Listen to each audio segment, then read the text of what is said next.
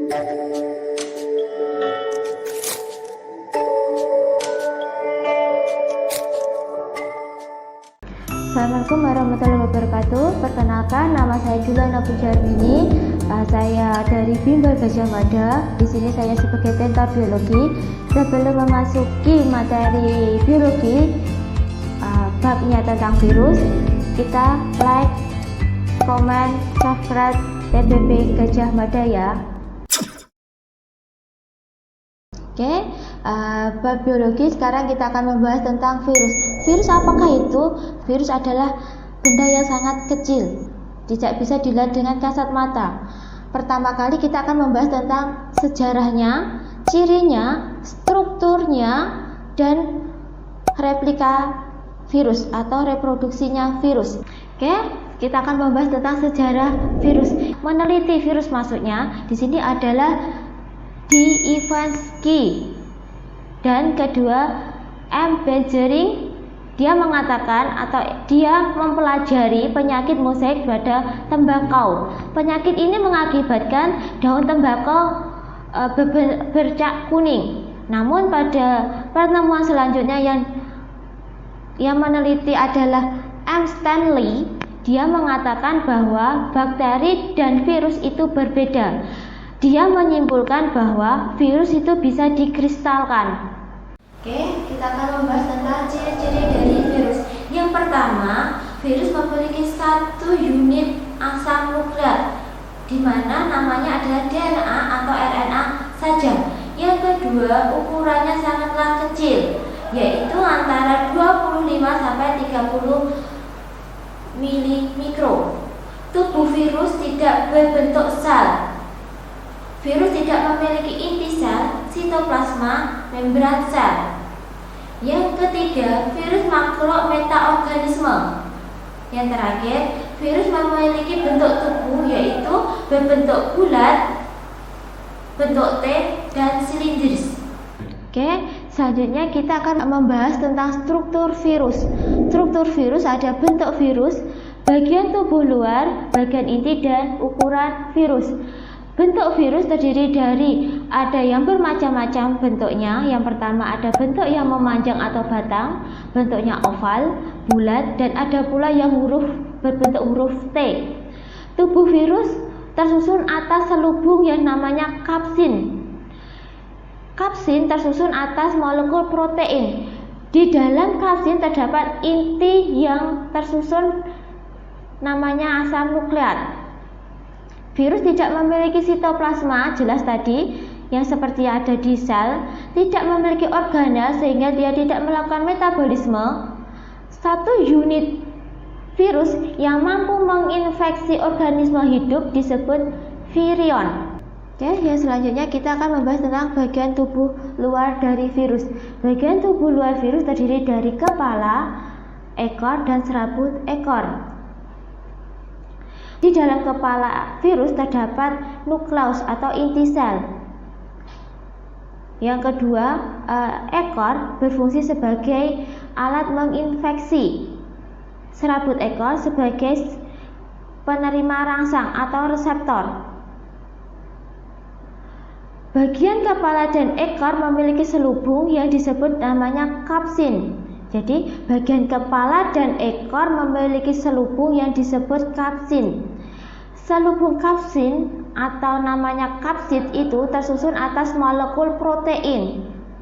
Satu unit protein yang menyusun kapsid namanya kapsomer. Sudah jelas? Di sini bagian inti. Sekarang, di dalam bagian inti tersusun atas asam inti atau nukleus.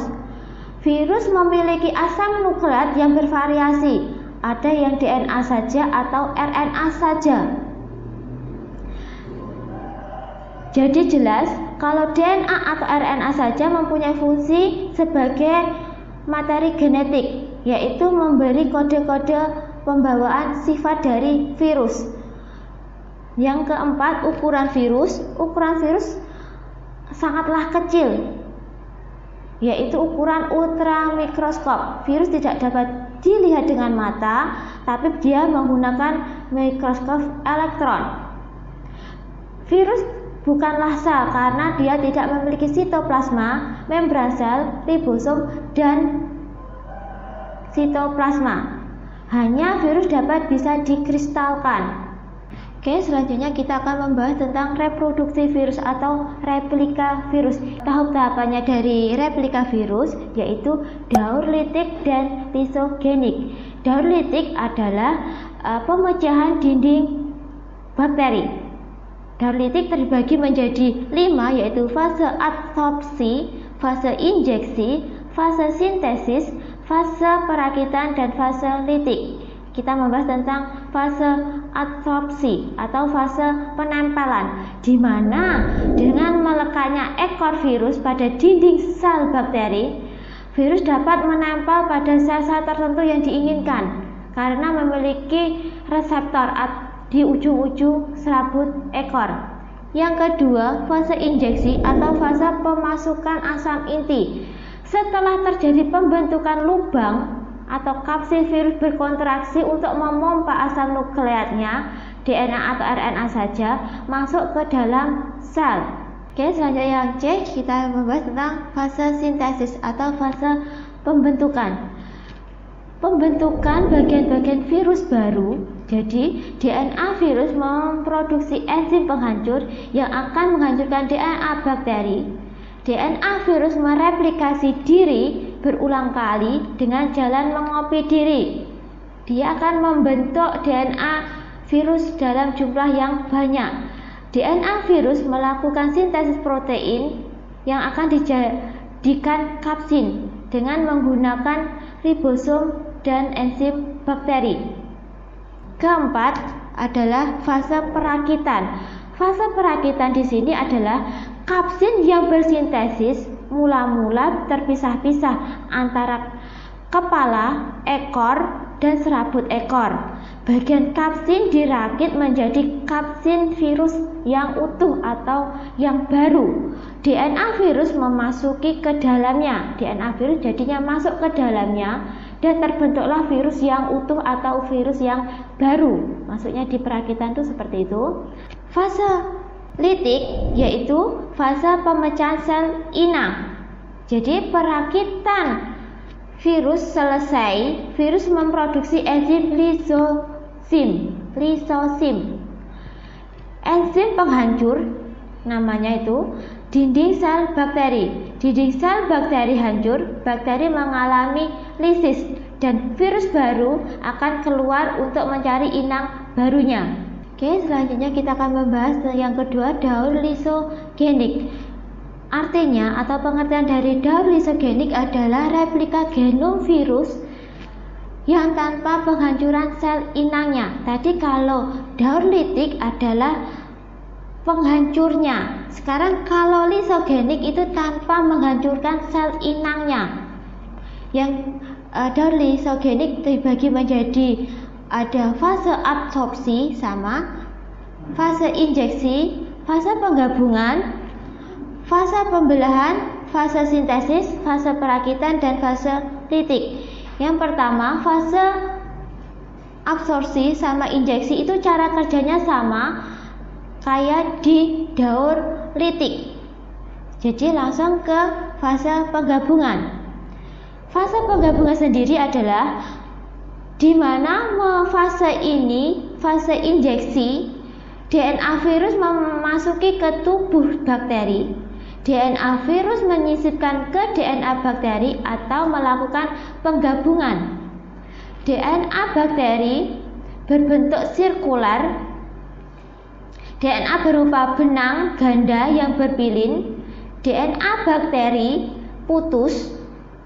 DNA virus menggabungkan diri di antara benang-benang yang putus tadi.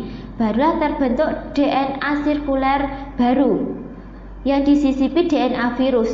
Di dalam DNA bakteri terkandunglah genetik virus. Oke, sekarang fase pembelahan.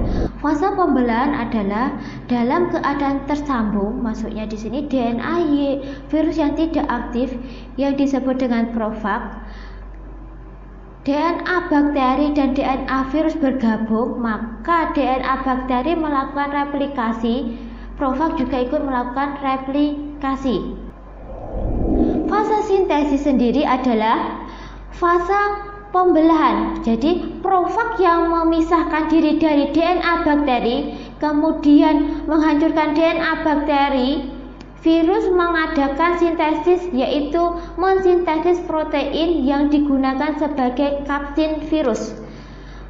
Kapsin virus baru dan replikasi DNA virus menjadi yang lebih banyak. Jadi fase sintesis ini adalah maksudnya mereplikasi DNA virus menjadi lebih banyak. Kalau fase perakitan adalah kapsin-kapsin yang dirakit menjadi kapsin virus yang utuh, fungsinya sebagai selubung virus DNA hasil replikasi guna membentuk virus baru. Jadi fase perakitan adalah untuk membentuk virus baru.